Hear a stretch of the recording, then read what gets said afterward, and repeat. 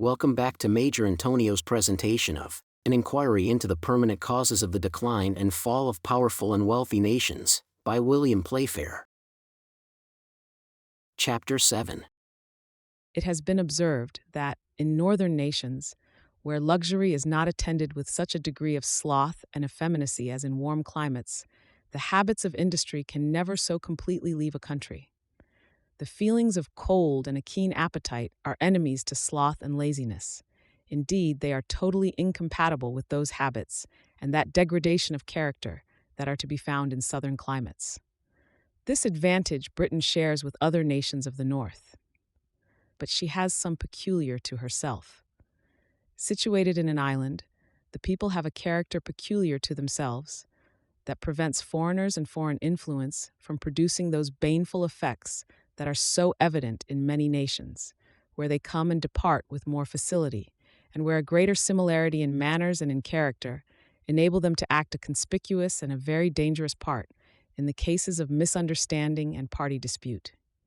In all the wars, bloody and long contested as they were, between the houses of York and Lancaster, foreign influence never produced any effect such as that of Spain did in France, previous to the accession of Henry IV, or as the influence of France and Spain have produced in Italy, or that of France on Spain itself, or those of Russia and Prussia in Poland, with numerous other examples on the continent.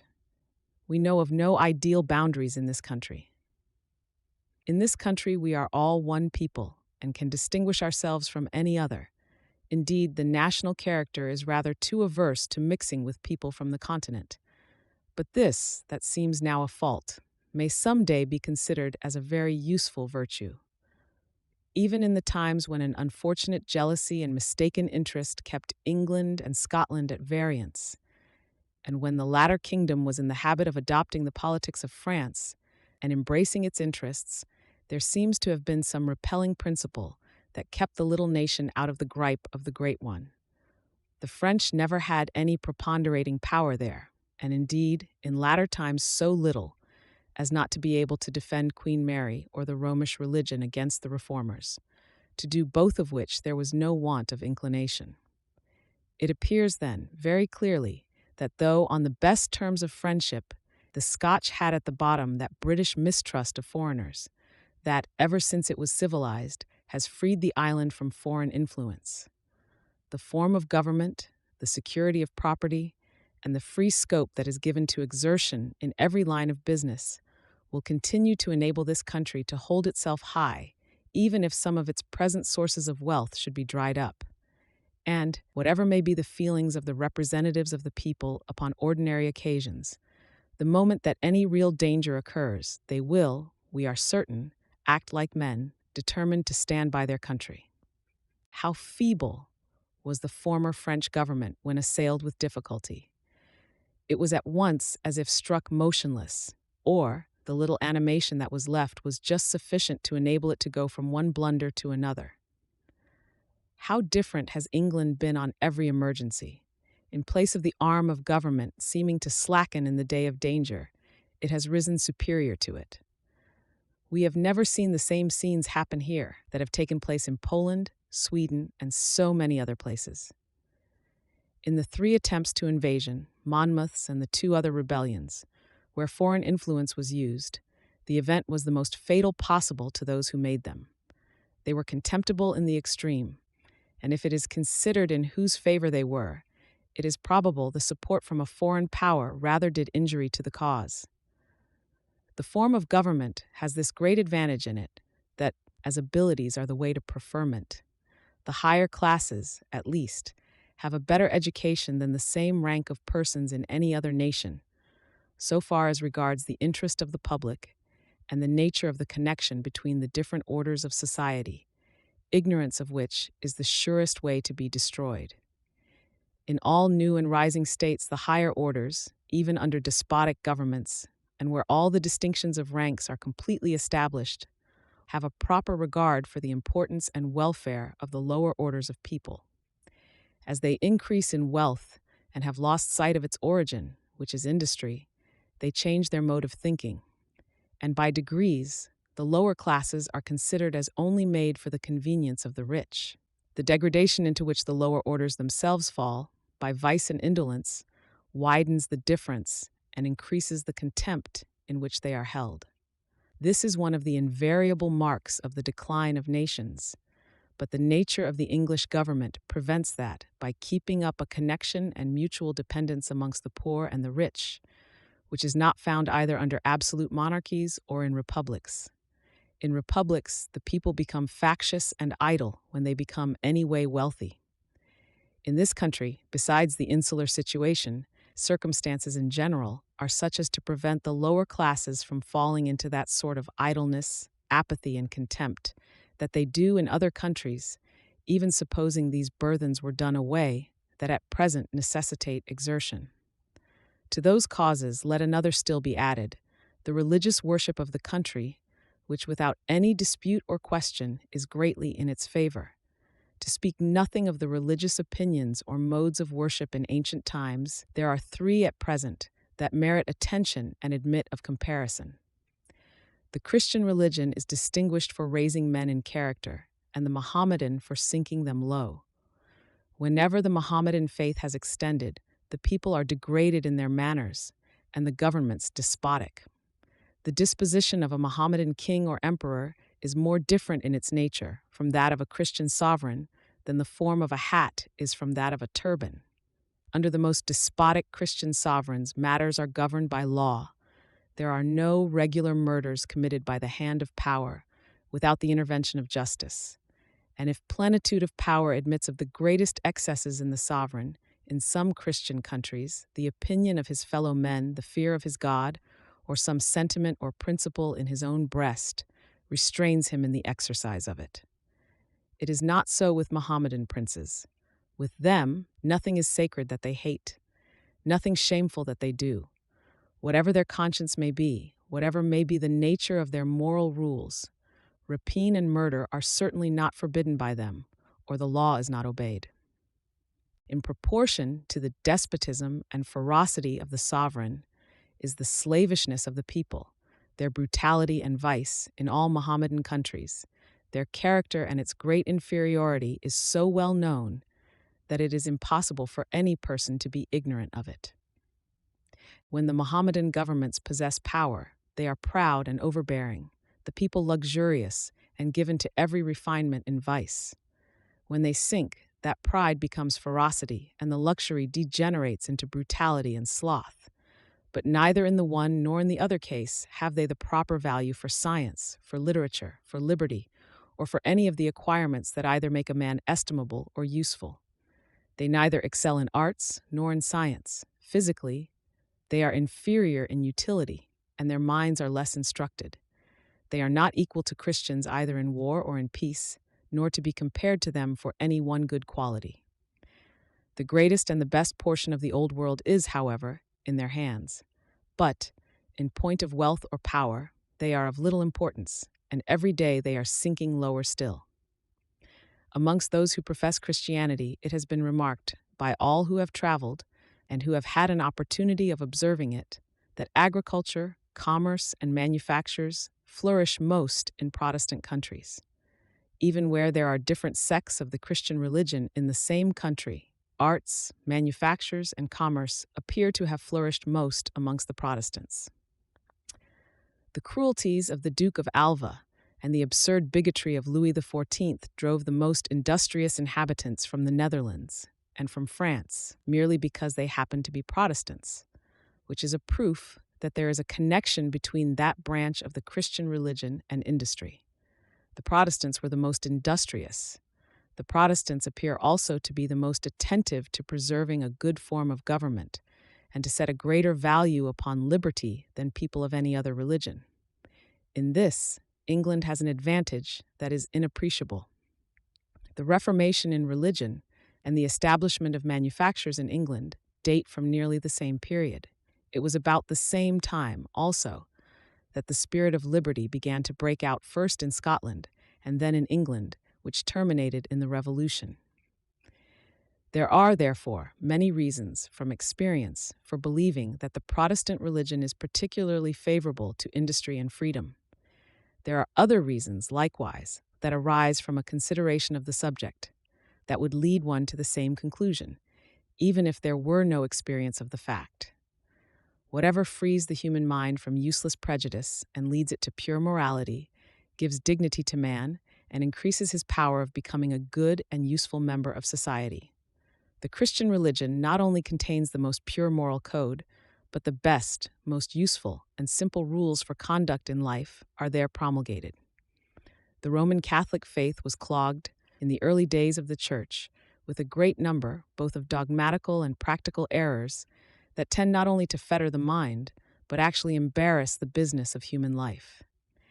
In a former chapter, we had occasion to speak of the encroachments made by public bodies on the general mass of the people, but none ever was so pernicious in its effects, so grasping, and so well calculated to retain as the Roman Catholic Church. Their celibacy took away from the clergy every disposition to alienate even personal property, while the practice of auricular confession and the doctrine of the remission of sins gave them an opportunity of besieging the human mind in its weakest moment and the weakest place in order to rob posterity and enrich the church. In the moment of weakness, when a man's mind is occupied in reflecting on the errors and perhaps the crimes of a long and variegated life, when his ties to this world are loosened and his interest in eternity becomes more lively and near, a religion that enables a zealous or interested priest, aided by the casuistry and argument of centuries, to barter a promise of everlasting bliss for lands and tenements bequeathed to the Church, provides amply for the acquisition of earthly treasure, for its ministers, and those devoted to a life of religious pursuits. It is indeed wonderful that, with such means, the Church, in Roman Catholic countries, did not become more wealthy than it was. With a continual means of acquiring, and none of alienating, it appears well qualified for absorbing the whole landed property of a nation.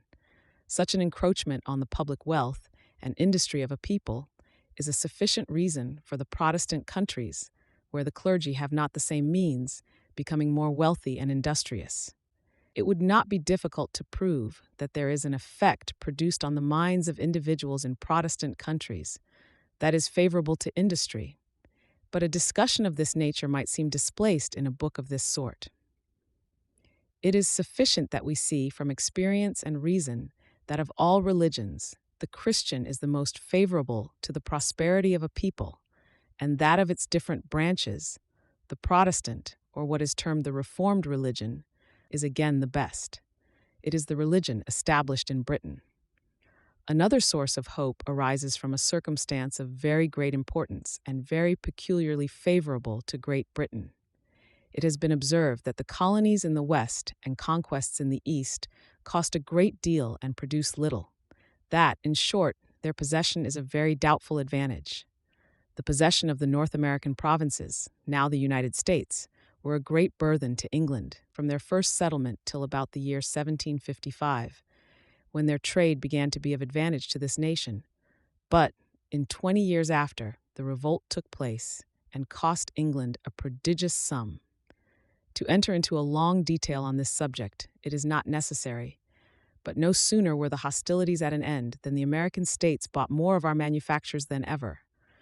Their laws and manners are similar to our own, the same language, and a government evidently approaching as near to ours as a republican well can to a monarchical form. There is not, at this time, any branch of trade, either so great in its amount or beneficial in its nature, as that with the United States, with this farther advantage that it is every day augmenting, and as no country ever increased so fast in population and wealth, so none ever promised to afford so extensive a market for our manufactures as the United States. This market is the more secure, that it will not be the interest of the people who have got possession of that immense tract of country to neglect agriculture and become manufacturers for a long period of time. The greatest project by which any nation ever endeavored to enrich itself was certainly that of peopling America with a civilized race of inhabitants. It was a fair and legitimate mode of extending her means of acquiring riches.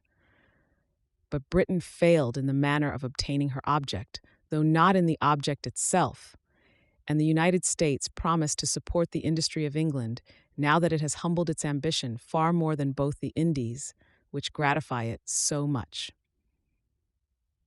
It is highly probable that America will increase more rapidly in wealth and population than in manufactures, such as she at present takes from Great Britain.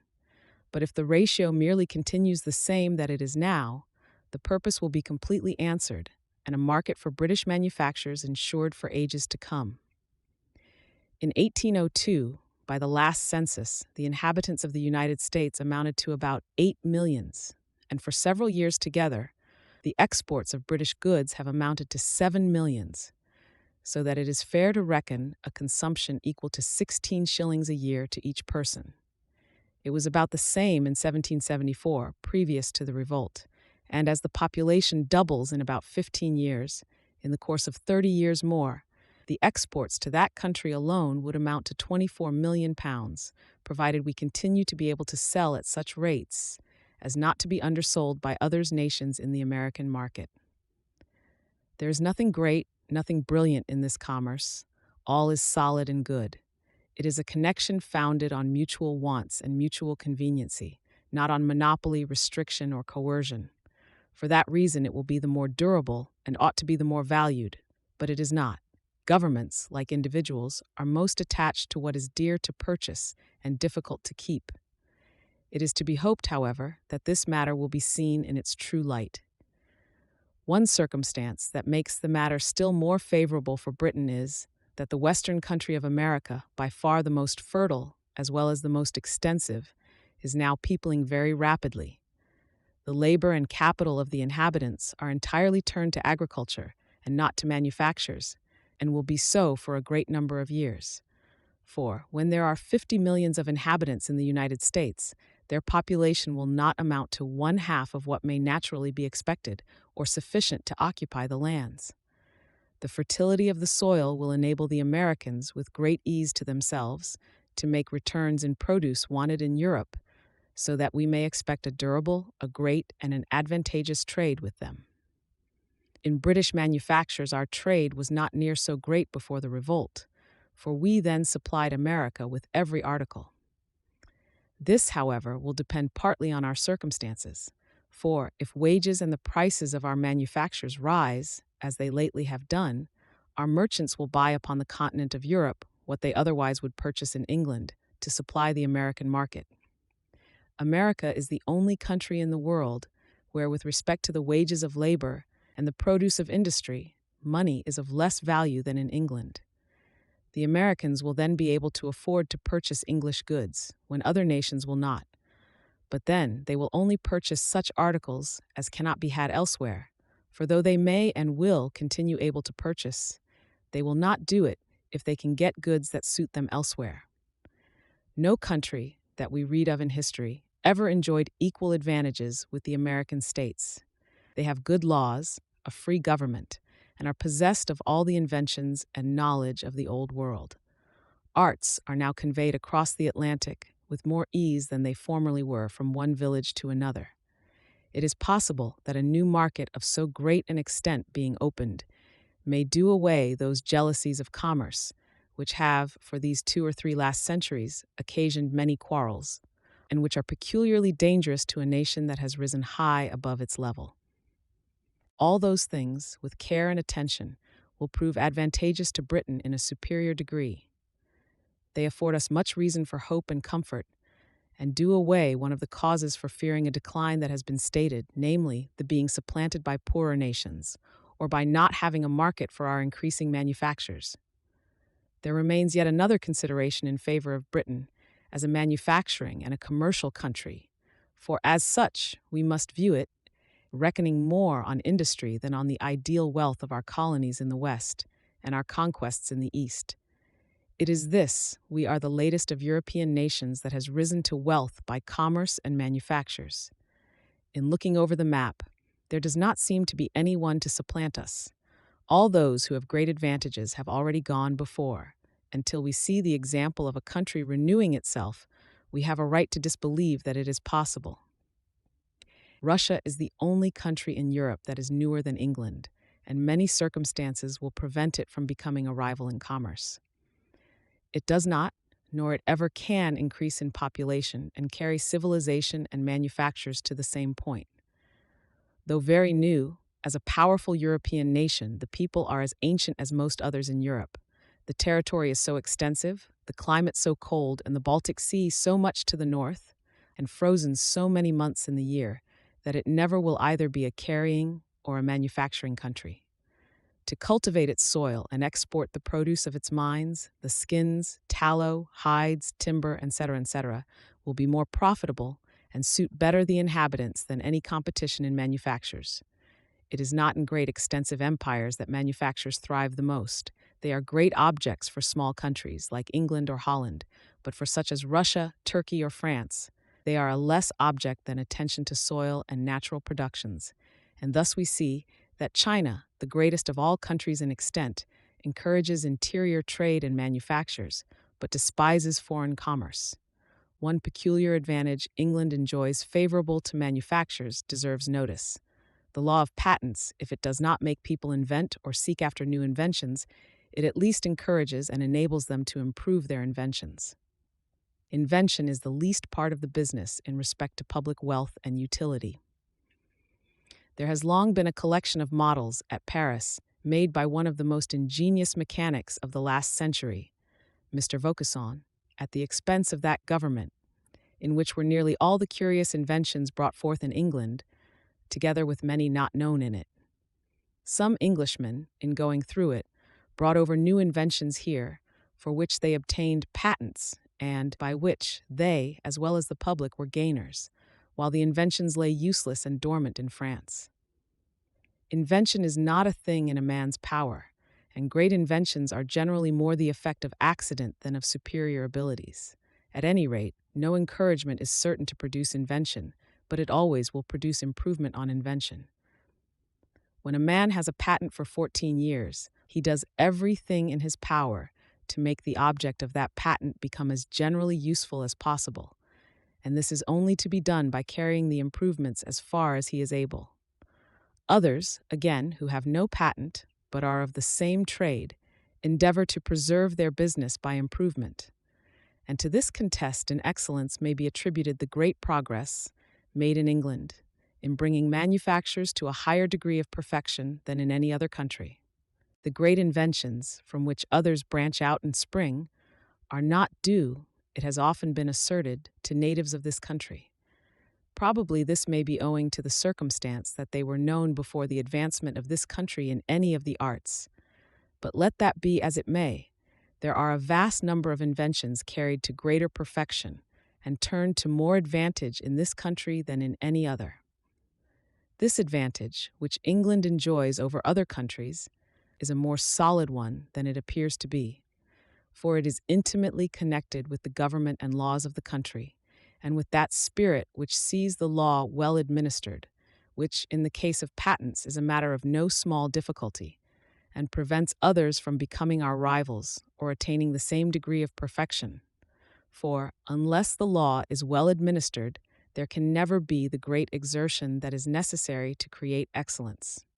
The fine arts and the mechanic arts are quite different in regard to the manner in which they are brought to perfection.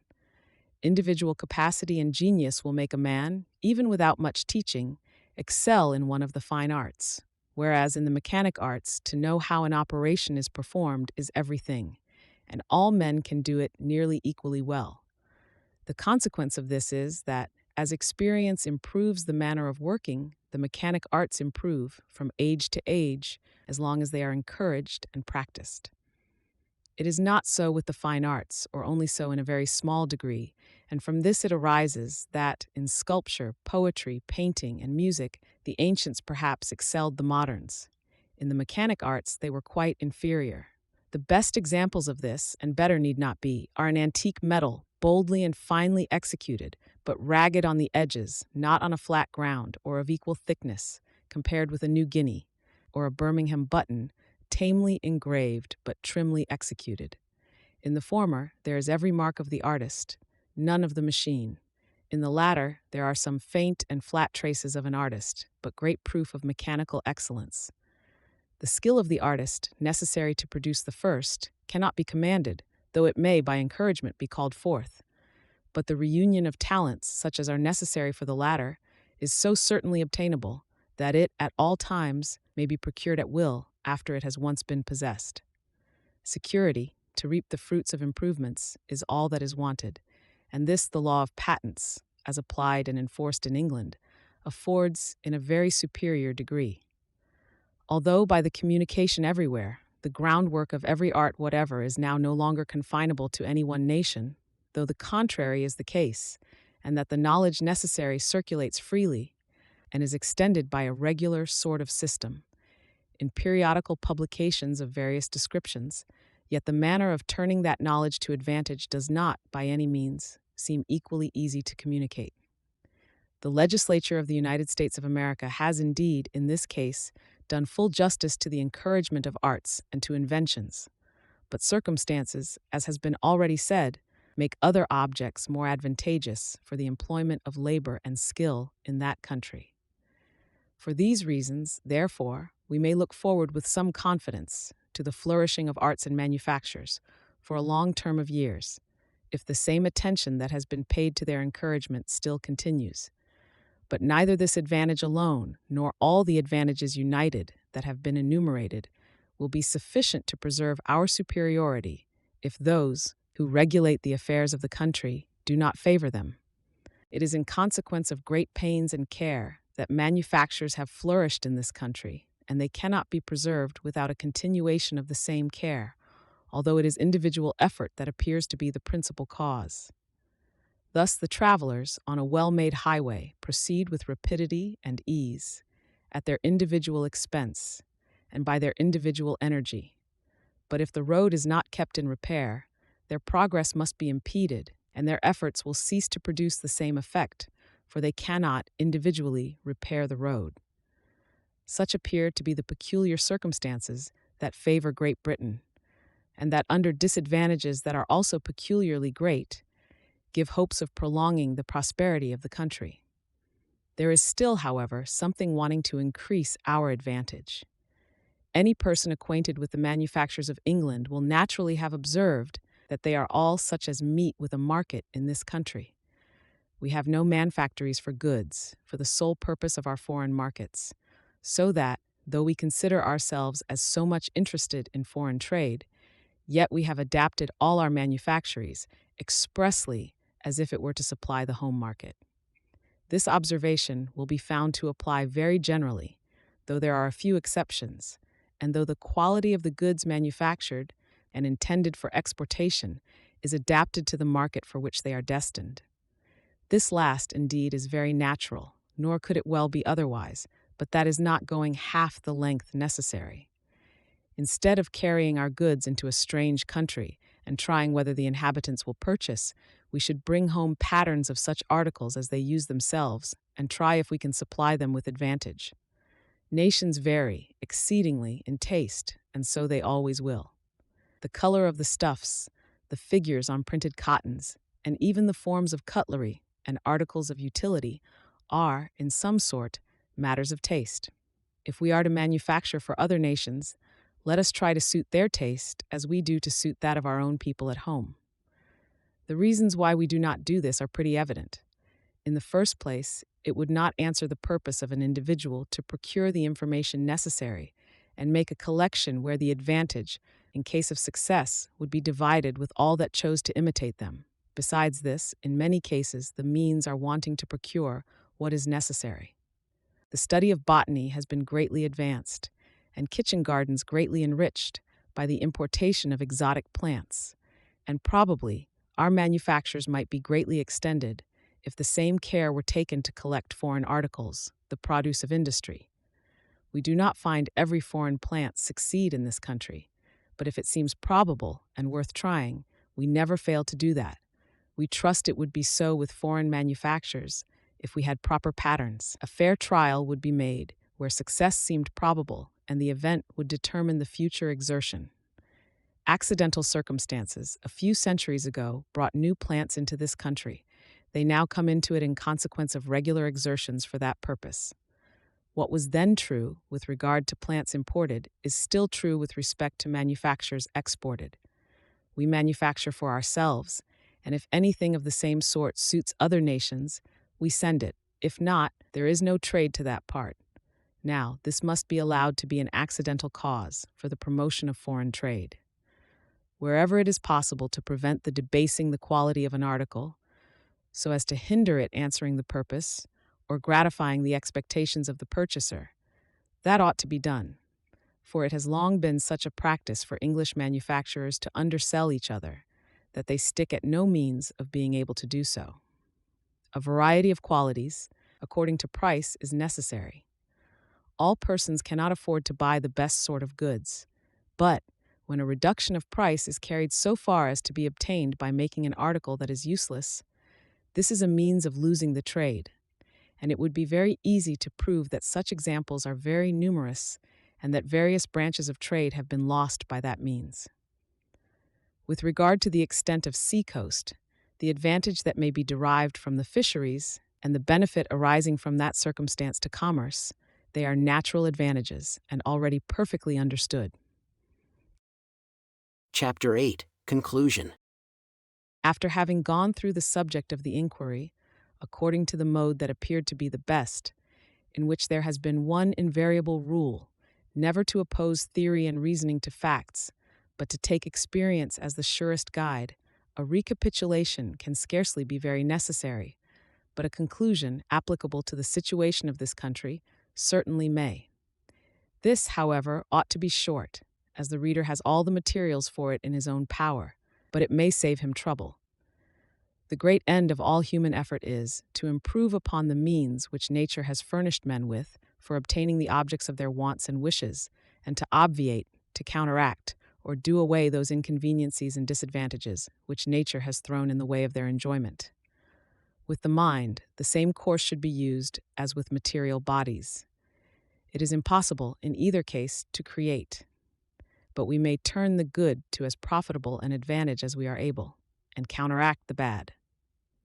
To attempt to hinder men from following their propensities, when in power, is always arduous, generally ineffectual, and frequently impracticable.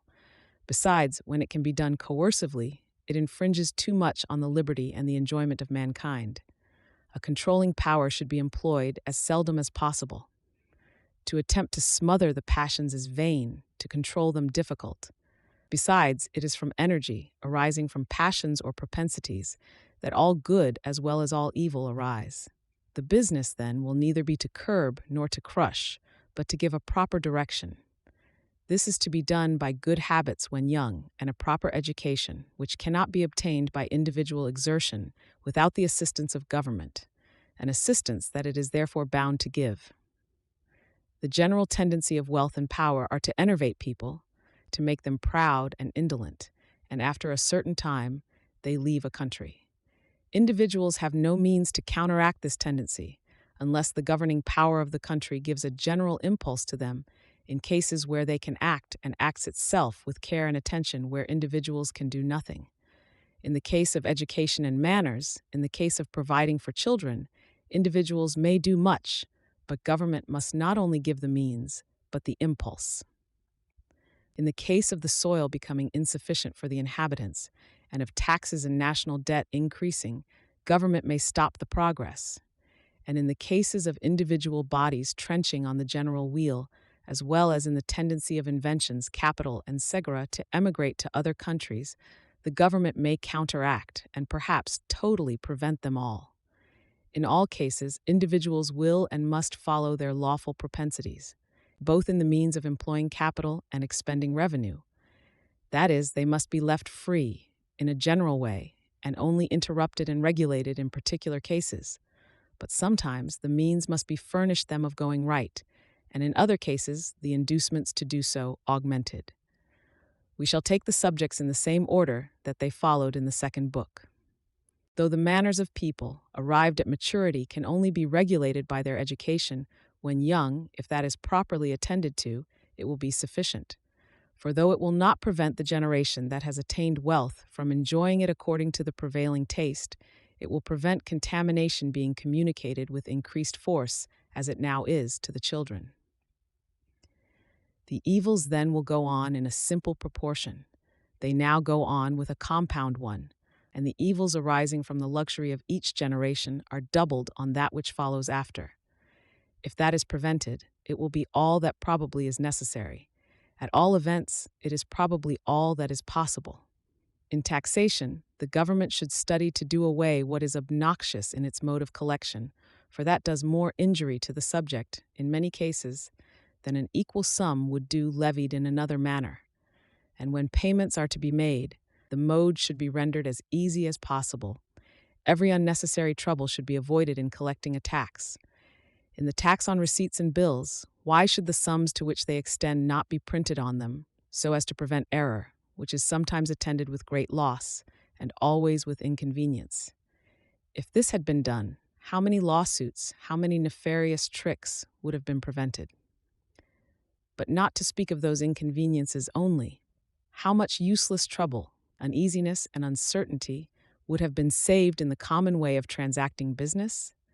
In most cases, the subject is treated as if neither his time, nor his conveniency, nor his feelings were worth attending to. This is equally impolitic and unjust.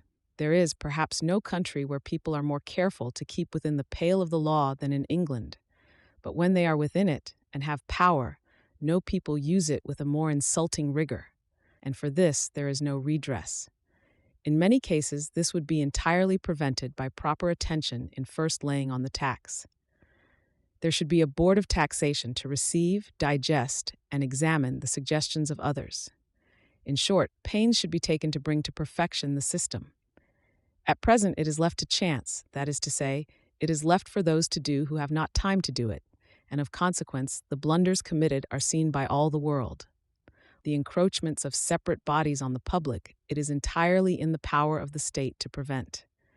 It is owing to weakness or carelessness or ignorance that governments admit of such encroachments, and they are easily to be prevented, partly, as has been shown, by positive regulation, and partly by counteracting them, whenever they appear to be proceeding in a direction any way doubtful. When they do so, the conclusion may be that they are working for themselves, and, in that case, they ought to be very minutely examined into. And as all public bodies and men belonging to a class that has a particular interest generally derive their means of trenching on the public from government, it may very easily control their action or counteract the effect. As lawyers have the administration of justice amongst themselves, as the executive part is in their hand, the lawmakers should be particularly careful to make them amenable by law for bad conduct. It ought not to be left in the bosom of a court to strike off or keep on an improper man.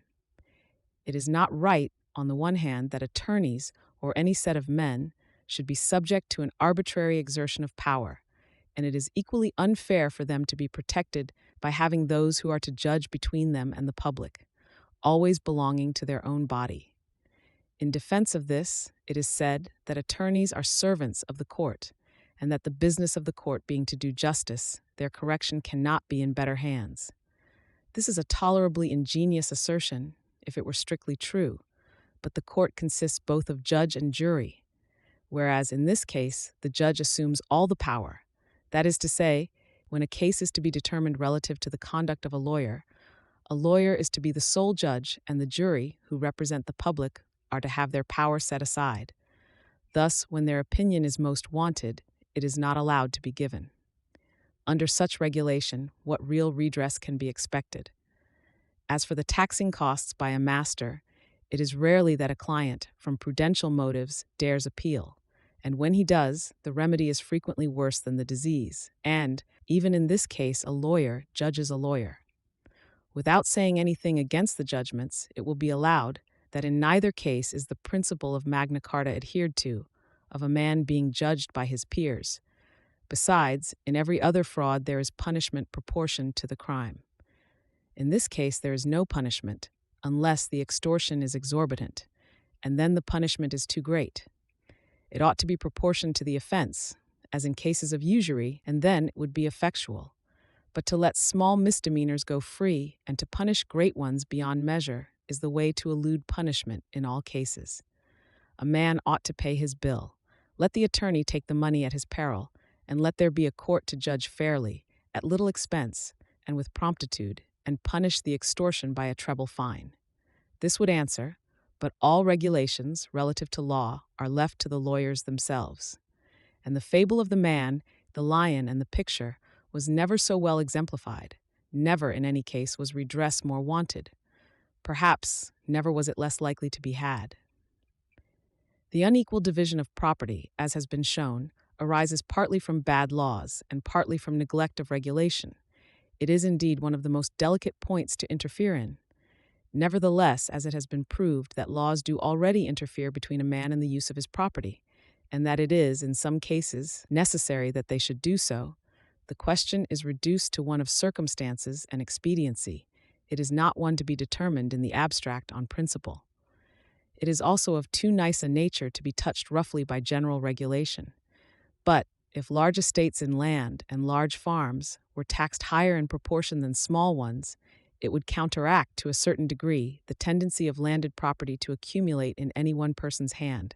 And, except in land, property seldom remains long enough in one family to accumulate to a dangerous degree. The increased consumption of a nation, which we have found one of the causes of decline that increases with its wealth, may be more effectually prevented than any other, not by interfering with the mode in which individuals expend their wealth, but by managing it so that vegetable food shall always be in abundance. And if so, the high prices of animal food and the low price of vegetables will answer the purpose of counteracting the taste for the former, which is the cause of the dearth and brings on depopulation, and therefore its hurtful effect will be prevented. To this, gentlemen of landed property may object, and no doubt will object, but let them consider how rapidly ruin is coming on. At the rate matters now go, it would not be a surprising but a natural effect if most of the fields in Britain were converted into pasture and our chief supply of corn obtained from abroad. The rent of land would indeed be doubled, the wages of labor would rise more than in an equal proportion, and a very few years would complete the ruin of this country. The landed proprietors surely would not, for any momentary gain, risk the ruin of themselves and of their country, for both may be the consequence of persisting in this system.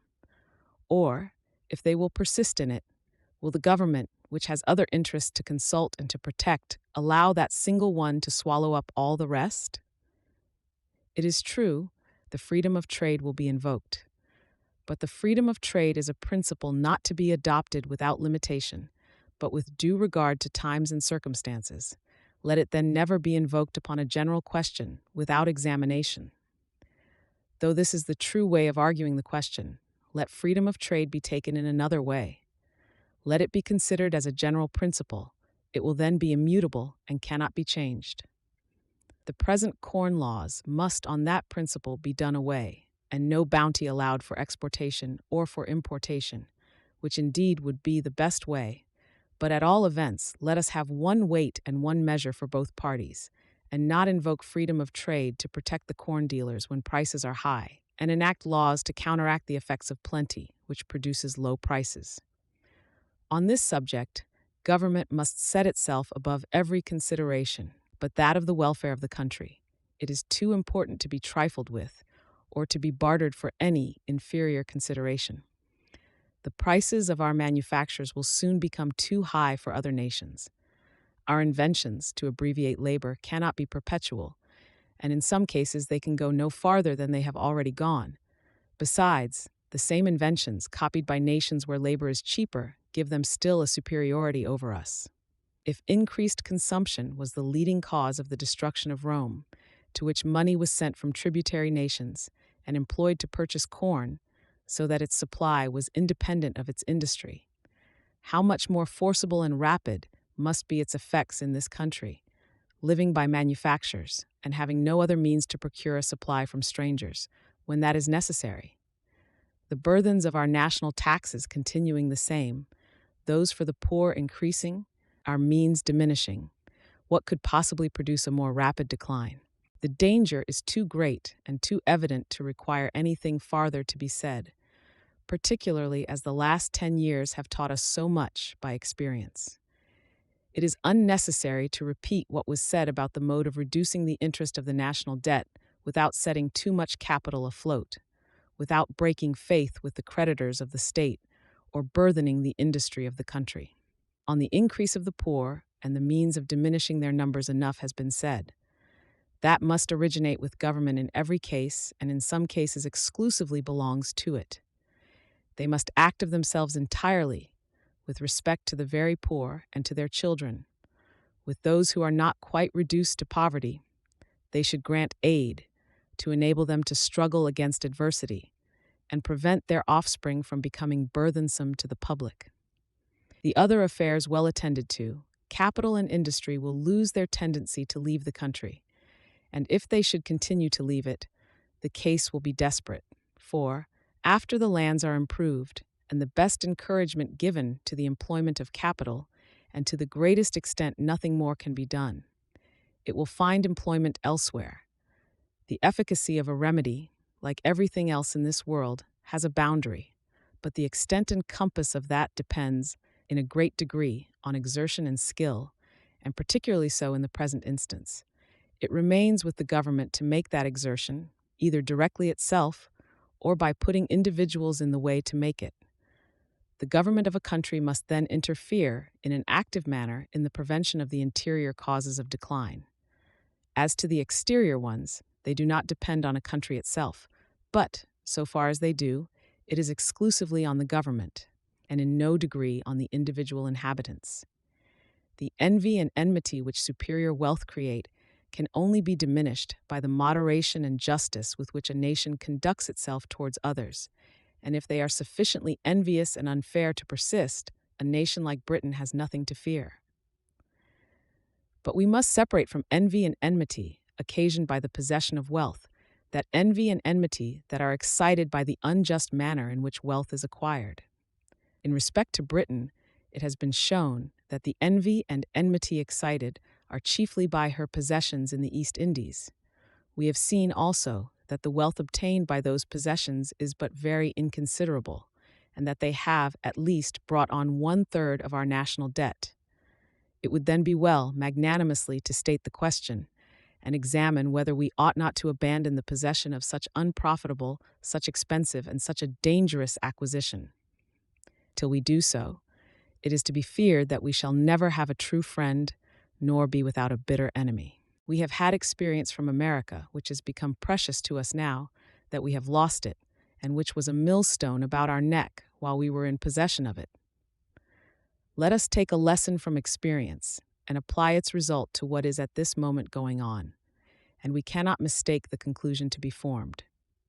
Let the nation be above the little vanity of retaining a thing merely because it has possessed it. Let the great general outline of happiness and of permanent happiness be considered, and not that ephemerical splendor and opulence, that gilded pomp that remains but for a day and leaves a nation in eternal poverty and want. Britain can only be firm and just in its conduct towards other nations, give up useless possessions, defend its true rights to the last point, encourage industry at home, and take every step to prevent the operation of those causes of decline that we have been examining. Let merit be encouraged, and let it never be forgotten or lost sight of, that wealth and greatness can only be supported for a length of time by industry and abilities well directed, guided by justice and fair intention. This is the truth of which we are never to lose sight. We may keep sounding for the bottom and reconnoitering the shore, the better to direct our steps, but we must never lose sight of the beacon, with the help of which alone we can safely enter the wished-for harbor. There is a great disposition in the human mind to give the law when there is the power of doing it. The abuse of power appears to be natural and dangerous, yet we have seen that most nations, both ancient and modern, have fallen into that error. The hour of British insolence has also been mentioned, and, certainly with regard to America, we did not more materially mistake our power than we did the rights of those with whom we had to treat. It is much to be questioned whether the undaunted and brave spirit of our naval commanders does not, in some cases, lead them too far in their rencontre with vessels of other nations on the high seas, and we ought not to forget that in this case the match played is that of England against all the world. As no other nation is under the same circumstances with this, no one will be inclined to take our part, or to wink at or pardon any error we may commit. The Hanse towns at one time were paramount at sea. They could bid defiance to all the world, and at first they did great actions and employed their power to a good purpose. They destroyed the pirates and humbled the Danes after they had robbed both the English and French and burnt both London and Paris. But they also had their hour of insolence. They began to be unjust and to be insolent, and the cities that had begged to be united to them in the times when their conduct was honorable and wise withdrew from the participation of their injustice, pride, and arrogance. While they attended to protecting themselves and to following their own affairs, they did numberless good offices to the ships of foreign nations. They had universal goodwill and commanded admiration. But when they became supercilious and a terror to others, their pride was soon humbled, never again to rise. In considering the whole, there is a considerable degree of consolation arises to British subjects, to see the very mistaken comparisons that have in the first place been made between Rome and Carthage, and in the second place, the still more unfair comparison made between those two rival powers, and France and England. As opinion and belief have a great power over the minds of men, whether they act in conformity to their views and wishes, or in opposition to them, it is of great importance to remove an error, which was of very long standing, very general, and had the direct tendency to make the people of both countries think the parallel well drawn, and therefore conclude that this mercantile country must, sooner or later, sink under the power of France. But when it appears that most authors have been inadvertently led into the same mistake with respect to those two ancient republics, and that, even if there had not been the mistake, the parallel drawn would not have been true, then France will probably cease to found her hopes on that comparison, and we may at least cease to feel any apprehension from so ill-grounded a cause. That a nation once gone on in the career of opulence can never go back with impunity is as certain as its tendency to going back is. The possession of riches is of a transitory nature, and their loss attended with innumerable evils. Though nations in affluence, like men in health, refuse to follow any regimen and use great freedom with themselves, yet they should consider there is a vast difference. A man, well and in health, is in his natural state, yet even that will not resist too much liberty, taken with his constitution. But a nation that has risen to more wealth than others is always in an artificial state, insomuch as it owes its superiority not to nature, but either to peculiar circumstances or superior exertion and care. It is therefore not to be supposed capable of being preserved without some of that attention and care which are necessary to all nations under similar circumstances, and which, in the history of the world, we have not yet seen one nation able to resist. There are sufficient circumstances, new and favorable in the case of Britain, to inspire us with the courage necessary for making the effort. There is one part of the application of this inquiry to the British dominions left intentionally incomplete. It has been left so with a design to keep clear of those discussions that awaken a spirit of party, which prevents candid attention. It is of little use to inquire, unless those who read can do it without prevention or prejudice. It is therefore very necessary not to awaken those feelings by adding anything that may rouse a spirit of party, and it is difficult to touch matters that concern men, deeply interested in an object, without that danger. What seems impartial to an unconcerned man seems partial to those who are concerned, and sometimes the observer is blamed by both the parties, between whom he thinks he is keeping in the middle way. The advantages of the form of government adopted in Britain have been fairly stated in account, but constitutions and forms of government, however good, are only so in the degree. They are never perfect and have all a tendency to wear out, to get worse, and to get encumbered. The French were the first, perhaps, that ever tried the mad scheme of remedying this by making a constitution that could be renewed at pleasure. But it was a violent remedy to implant in the constitution itself the power of its own destruction under the idea of renovation. The English constitution has taken, perhaps, the best way that is possible for this purpose. It has given to king, lords, and commons the power of counteracting each other and so preserving its first principles. Without going into that inquiry, it is sufficient to say that the advantages which may be derived from the British Constitution can only be expected by the three different powers having that will and exercising it. For, if they should act together on a system of confidence without an attention to preserving the balance, they must overset instead of navigating the vessel. The individuals of whom a nation is composed, we have seen, never can by their efforts prevent its decline, as their natural propensities tend to bring it on. It is to the rulers of nations we must look for the prolongation of prosperity, which they cannot accomplish unless they look before them and, in place of seeking for remedies, seek for preventatives. It is very natural and very common for those who wield the power of a great nation to trust to the exertion of that power when the moment of necessity arrives. But that will seldom, if ever, be found to answer. The time for the efficacy of remedy will be past before the evil presents itself in the form of pressing necessity, and that very power, which can so effectually be applied in other cases, in this will be diminished, and found unequal to what it has to perform. Application of the present inquiry to nations in general. If there is a lesson taught by political economy that is of greater importance than any other, it is that industry, well directed, is the way to obtain wealth, and that the modes by which nations sought after it in the early and Middle Ages, by war and conquest, are, in comparison, very ineffectual. Notwithstanding that princes themselves are now convinced of the truth of this, by a strange fatality, the possession of commercial wealth has itself become the cause of wars, not less ruinous than those that formerly were the chief occupation of mankind. It was discovered a few centuries ago that small principalities and even single cities acquired more wealth by industry than all the mighty monarchs of the Middle Ages did by war. But we are not yet advanced to the ultimate end of the lessons that experience and reason give in regard to the interests of nations, with regard to wealth and power. To suppose that mankind will ever live entirely at peace is absurd, and is to suppose them to change their nature.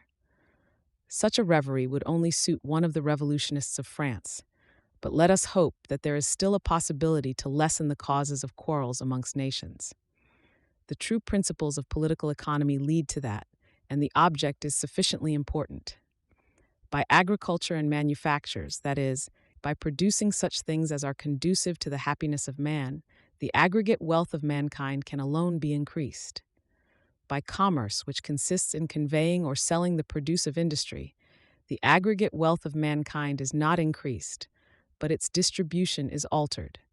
As individuals and sometimes nations have obtained great wealth, not by producing, but by altering the distribution of wealth produced, that is, by commerce, that seems to those who aim at wealth to be the greatest object of ambition. If every nation in the world were industrious and contented with consuming the articles it produced, they would all be wealthy and happy without commerce. Or if each nation enjoyed a share of commerce in proportion to what it produced, there would be no superiority to create envy. Variety of soil and climate, difference of taste, of manners, and an infinity of other causes have rendered commerce necessary, though it does not increase the aggregate wealth of mankind. But nations are in an error when they set a greater value on commerce than on productive industry.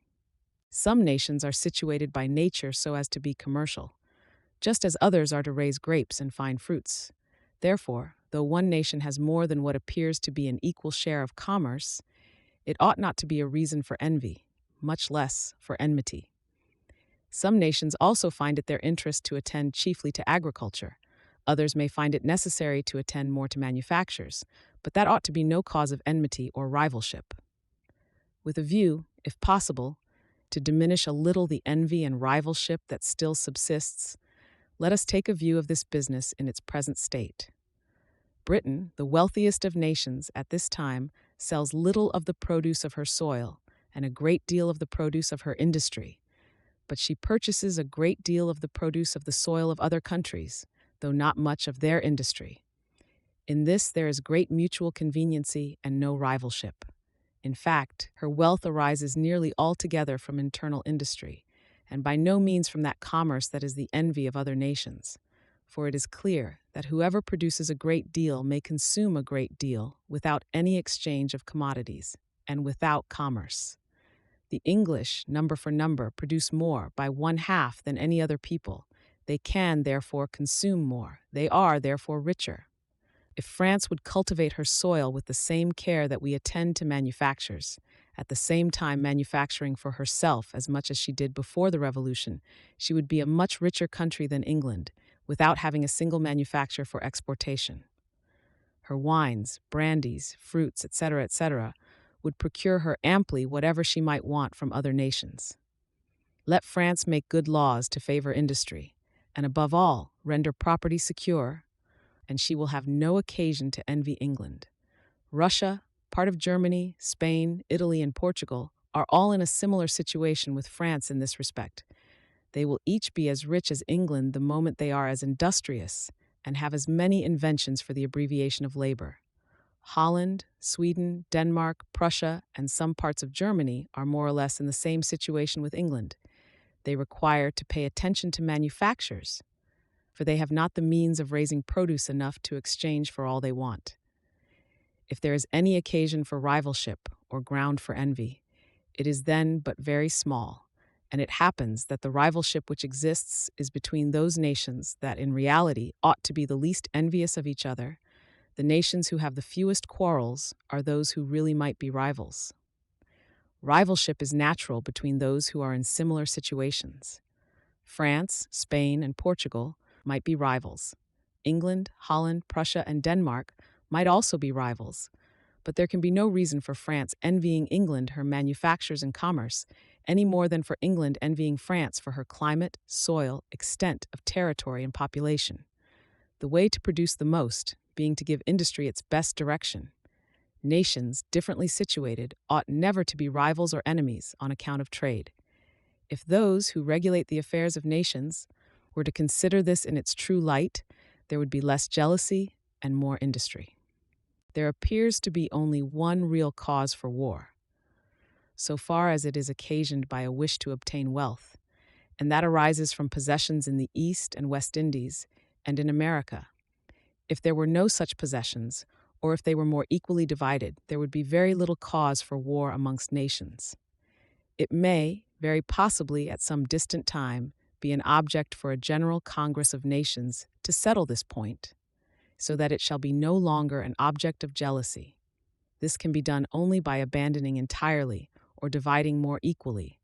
But at present, the animosity and enmity occasioned is considerable, though not well founded. The Spaniards are not envied for the possession of Peru, nor the Portuguese for the Brazils, though they draw more wealth from them than ever England or Holland did from their foreign possessions. Yet England is, and Holland was, an object of envy, on account of possessions abroad. This is the more unreasonable, that the Spaniards and Portuguese keep the trade strictly to themselves, while England allows nations, at peace with her, the most liberal conditions for trading with her Indian possessions. Conditions, indeed, that give them a superiority over ourselves. This conduct ought not to bring down upon England envy or enmity, though it does.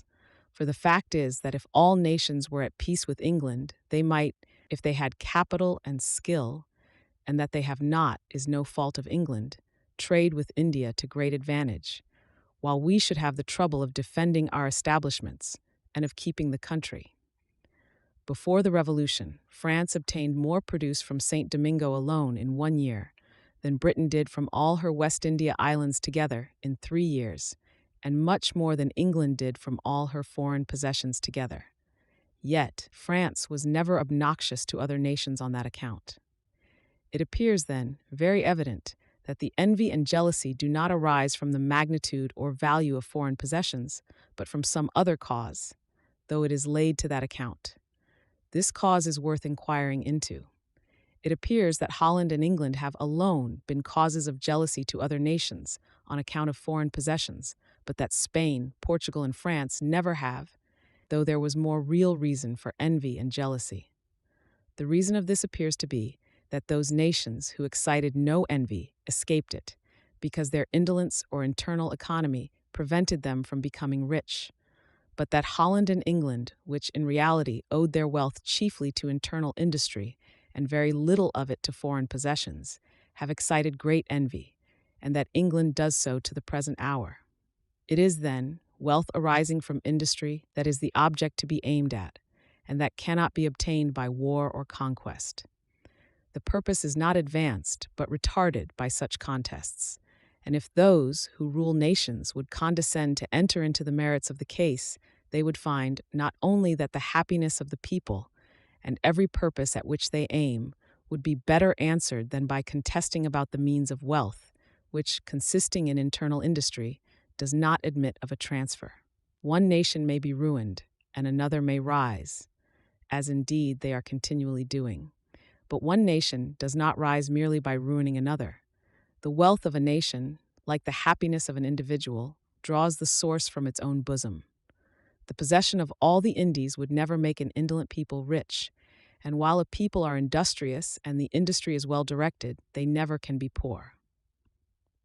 It is to be hoped that the time is fast approaching when nations will cease to fight about an object that is not to be obtained by fighting, and that they will seek for what they want by such means as are safe and practicable. This concludes an inquiry into the permanent causes of the decline and fall of powerful and wealthy nations, by William Playfair. We hope you've enjoyed this volume. For more military history audiobooks, subscribe to Major Antonio's channel. Thank you for listening, and so long.